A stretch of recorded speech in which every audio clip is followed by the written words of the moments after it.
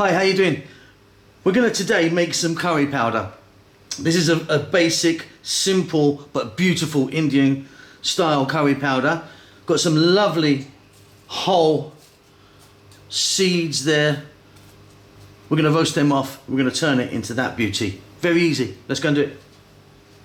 So to make this really simple, basic curry powder, what I've got here is coriander seeds, cumin seeds, dried red chili, cloves, turmeric powder, and cardamom, green cardamom pods. Now I've got about a tablespoon of each, 1, 2, 3, 4, 5, and probably half of the cloves. Cloves are quite strong, you don't want to overpower them. Now, bay leaves, fenugreek, black cardamom, fennel seeds, star anise, allspice, black pepper, can all go into this. We're making just a really simple mix today. What we're going to do is we're going to go over to the cooker, a dry pan, and we're going to fry them off.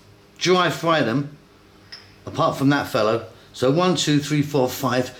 Going to just roast them off. They'll give off some beautiful aromatics. Then we're going to grind them up, add the turmeric, and we're done. Very easy. So nothing to this at all. You're going to need some sort of pan, a frying pan, skillet or something. I'm going to use this wok. The heat is on. We're going to drop in our whole spices. And like I say, you don't have to go with the measurements that I've used. You can actually just play around with this and get it how you want.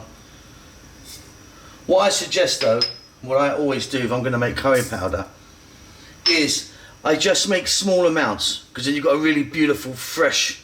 Like if you make loads of it, it actually loses its power after a little while. So always a tip to make small amounts at a time. Okay, about 3 or 4 minutes. Keep it moving. It's going to start to smoke slightly. When it gets to that point, we're done.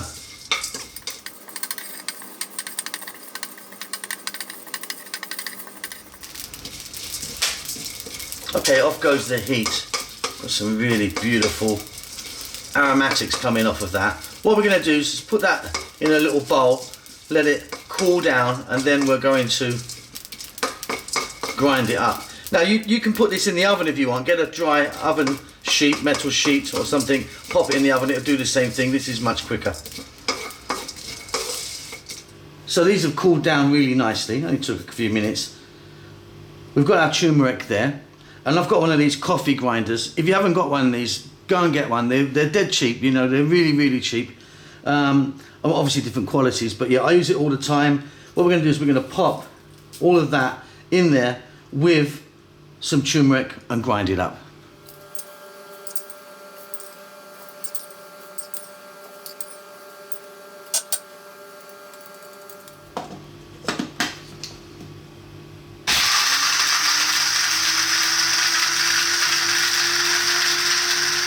So we've now got this incredibly beautiful, deep coloured curry powder. Fantastic.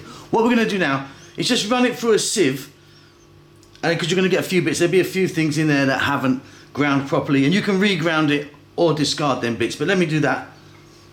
Little sieve here, in it goes. We're just going to tap it out here, and you'll see if anything hasn't ground nicely. I can see a chili in there already.